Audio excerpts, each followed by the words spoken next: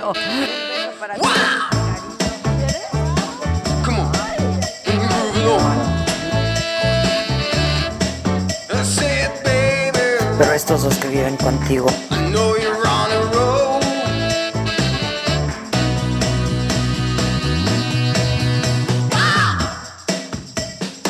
Hi, Fran. You're on right now with Adela from La Saga. Thank you.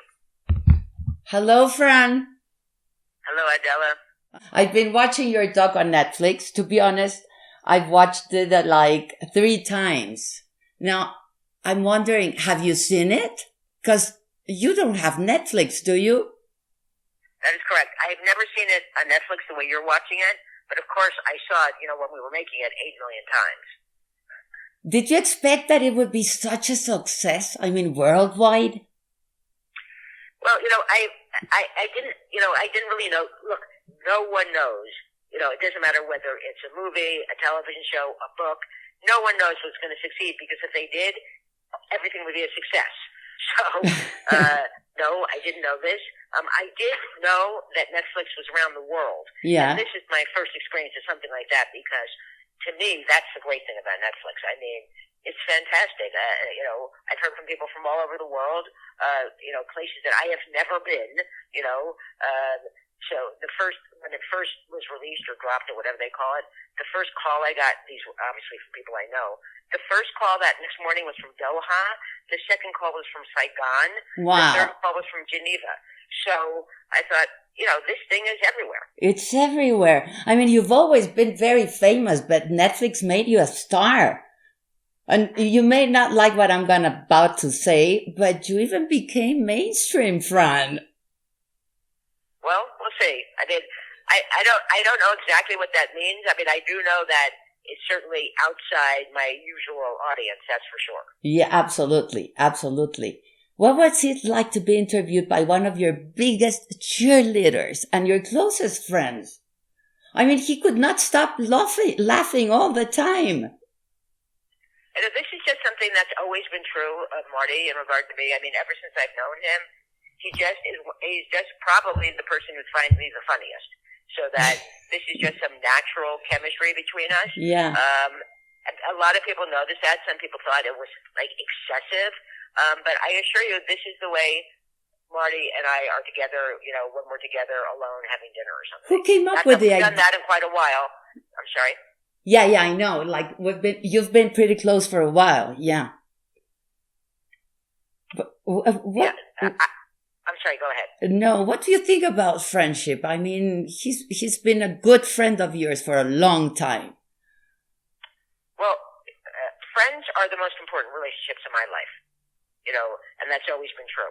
They're the relationships I value the most, because they are the only relationships we have that are wholly our own choice. Our families, obviously, we don't choose. People think they choose their romantic partners, but you don't choose. That's not a choice. That's a chemical reaction. That is not really a choice. But friends, purely a choice. And that's why I always think, judge people by their friends, because that's who they choose. And so, my friendships are essential. They're essentially important to me. Do you have many friends? I have many friends. You do? I would say. Now, you are said to be... I have many friends. Yeah. Go ahead.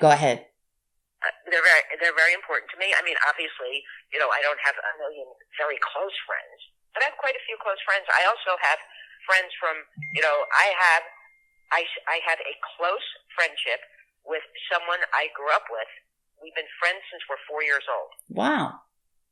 And so we grew up on the same street. Otherwise, I'd never know her, believe me, in a million years. I always say to her, I would never have met you in my adult life. Because unlike me, she went to this fancy girls' school. Then she went to Smith, which was the #1 women's college at the time. And then she went to Harvard Business School. Then she became a banker, and she now owns the largest female-owned venture capital firm in the country. We could not be further apart in any other way, except that we grew up together and we're close friends. Wow. Like you're on the extremes, the two of you. Oh, well, she's a Republican. Oh, she is? Wow. But she didn't vote for Trump. No, I know. I can imagine that. But No. she's a Republican and has been since we're little kids. And so as politics in this country has gotten more and more extreme and awful, I have kind of a rule. And whenever I see her, I say, please, no politics. And No. we don't discuss politics. Well, let me just ask you a question. Politics. What are your expectations of a female in the vice president and the people now in the White House?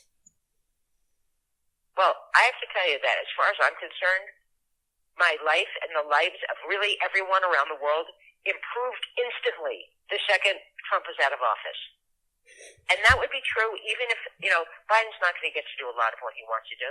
But if he does any of it, even the fact that we do not have to see Trump all the time, hear about him all the time, that we have actual, sane, intelligent people in office who understand the country and the world and care about the country and the world, this was a massive improvement. Absolutely. Absolutely. Now, you said that Marty finds you the funniest, but you are said to be the funniest woman in America. And I was wondering, do you consider yourself funny, Fran? Well, I guess I consider myself funny. Things like the funniest woman in America or that, those things are absurd. How would anyone know that? Do they know every woman in America? I don't. I know a lot of people. I wouldn't say I know every woman in America. I think that, we live in an environment, and I mean, when I say we, I mean everyone in the world. In my lifetime, just language has become so extreme. People didn't used to speak in this very extreme language, like the greatest, the most, these things were reserved for the few. Now, we live in a world where everything's so extreme that people say things all the time like, this is the most beautiful girl in the world, this is the smartest girl in the world. How would anyone know this? Well, but you are funny, but you consider yourself funny because, every time I saw the doc, and every time you say something funny, you kind of smile. So I don't know if you find yourself surprised by what you just say sometimes. Well, I do think that, one of the, if not the essence, certainly part of the essence of humor is surprise. Mm-hmm. What makes people laugh is to be surprised by something. So that, when I'm speaking, I don't think about what I'm saying like everyone else. So that, sometimes I say something that surprises me, I find it funny. But I don't find myself, hilarious night and day, I have to tell you that. And you seem to have a very strong and tough personality, Fran. Is there something or someone that intimidates you?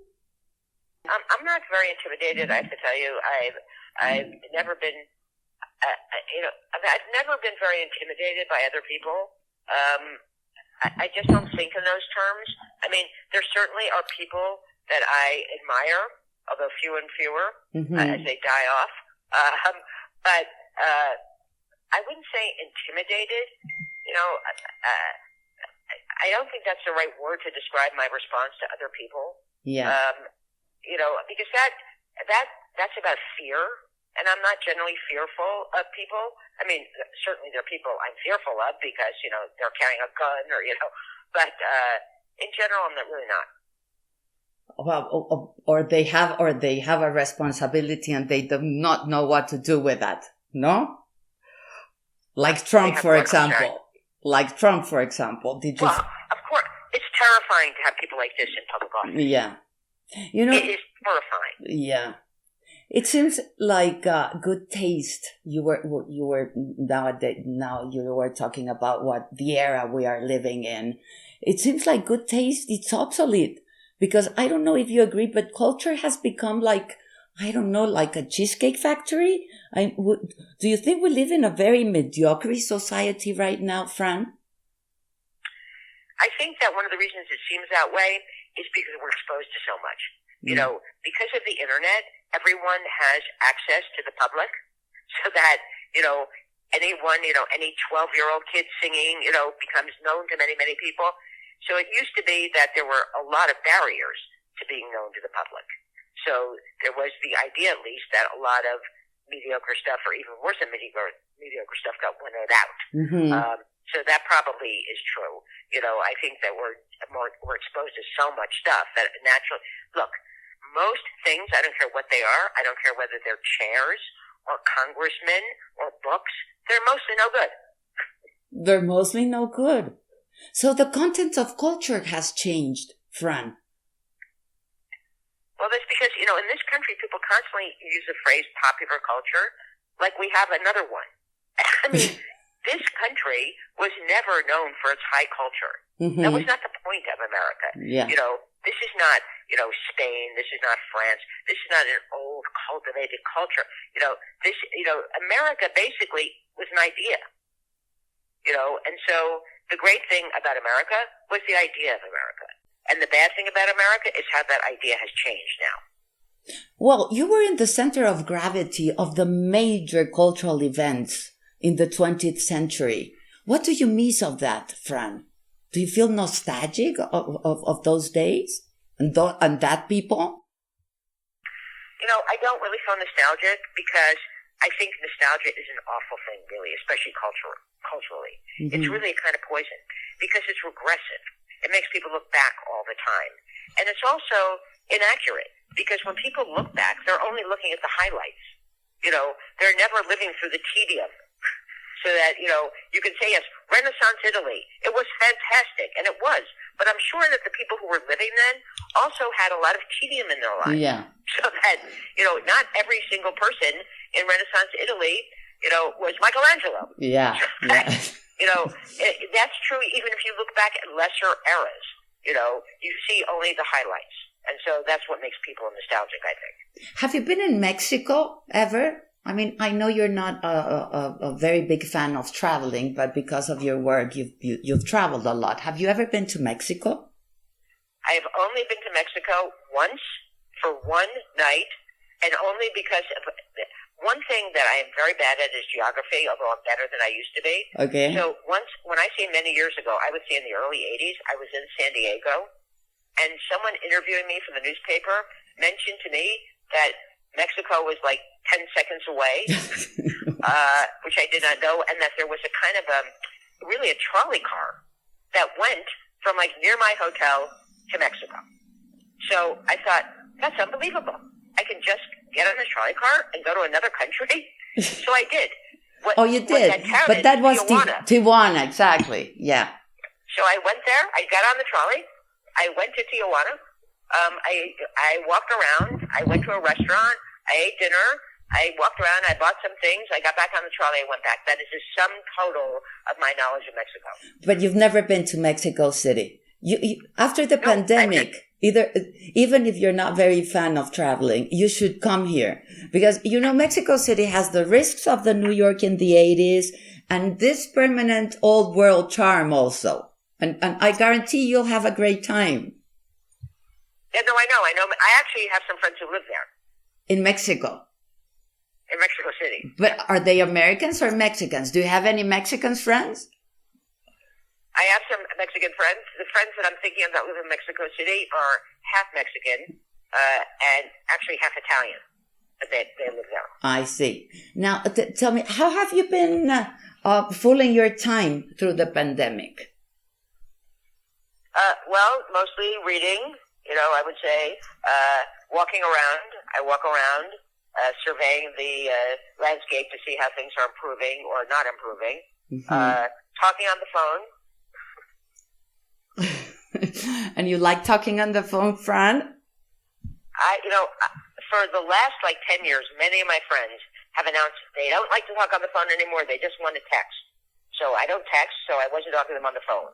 These are now the friends I cannot get off the phone. Yeah. Because it's a way for people to connect, when they weren't seeing each other. Now, staying inside, I've learned of myself that I'm pretty much useless at a lot of things. I mean, I can't even boil an egg. How have you managed? Because I know you don't like to cook. You don't cook. How have you managed? How have you solved food, for example? This is for myself, the most annoying thing of the pandemic, not the worst thing is people dying, I know that, is that eating in my apartment, where the food is without question the worst food in New York, because I hate to cook. I hate even to prepare food. I hate to slice an apple. Yeah, me too. You know, I find it so tedious. I cannot even tell you. The second New York opened to eat outside, I eat outside. I'm eating outside tonight. It's like 30 degrees here. Really? I would rather freeze to death than eat in this apartment. So, how is it feeling New York right now? I was curious. Are you vaccinated already? Tomorrow I get my second shot. Your second shot, and that gives you like a peace of mind, a little bit. Oh, very much so. I mean, I was really lucky to get this appointment. It was like by happenstance. It was a nightmare here. You know, a friend of mine went on the internet for 24 hours to try to get these appointments. Because there was a snowstorm here, they stopped vaccinating for the last 2 days, so I was very concerned they were going to cancel my appointment, but they didn't. It was hard to get the appointments. It was just blind luck, really. Yeah. Is it sad to see New York outside? It's a lot. It was worse than it is now from point of view of empty. You know, it's definitely more lively than it was at the height of the lockdown. Mm-hmm. It was unbelievably empty. It didn't even look real, but that's not the case anymore. And these outside restaurants are packed all the time. It could be pouring, it could be snowing, it could be 100 below zero. No one wants to stay in. No one, I know. Do you think it could have been less tragic to New York and to the world, the pandemic, Fran? I absolutely believe that if we had had any president other than Trump, including other Republican presidents like George W. Bush, including other horrible presidents, I don't believe this virus would ever have come to, I don't believe it ever would have gotten out of China. Yeah. You know, I mean, Obama kept Ebola out of here because, you know, he listened to, you know, the intelligence services here, one of the things they do is they track epidemics around the world. And so they reported to Obama, there's this disease, Ebola, in Africa. He instantly sent doctors there. He sent the military there. And he kept it out of here. We didn't get SARS here. You can keep you know, if you do your job, that's part of the job of the president. But you have to read your intelligence reports. You have to be able to read, which I don't believe Trump can. And you have to care about other people, which he certainly does not. What do you think of Biden and Kamala? Do you think they are really aligned to the left voters? I really think that the Democratic Party, is quite a bit to the left of Biden. I do believe that. On the other hand, I believe that no other Democratic candidate could have won. So that I was very glad that Biden, who is far to the right of me, I was very glad that he was candidate because I didn't think anyone else could win. But right now, this country, the right is so extreme, it's beyond belief to me. You know, that it is very I extreme. Yeah. I mean, it's more than extreme. It's kind of insane, frankly. You know, it's untethered from reality. But I think that it was very good that Biden's candidate because he won. You know, he's going to do the best he can, you know, given the fact that he came into office, you know, with the country in shambles. You know, mostly it's like you buy a house that's been burned down and you have to go back and rebuild the house. Mm-hmm. Are you friends to any politician, Fran? Are you close to any politician? No. I mean, I've only, you know, I've met some politicians. I don't have any friends that are politicians that I can think of. I'm sure the second I stop, I'll think, oh, I forgot about so-and-so. But I think I'd be highly aware if I had a friend in elected office. Yeah. Considering that you don't like people, you don't like crowds, you don't like people, what's the checklist someone has to pass in order for you to want to spend time with them? Like, what do you find attractive? It's not true. Okay, it is not true that I don't like people. That is absolutely not true. You do like people. I like some people. Okay, you like some people. Yeah, but I don't, but also it's not true that I have a hatred of humanity. That is absolutely not true. That is false. I like people. I am myself, much to the surprise of to many, I am a person. So to begin with. All right, I like people. I don't like mobs of people. I don't like to be in crowds and mobs of people. I don't like to be, pushed around by, millions of people.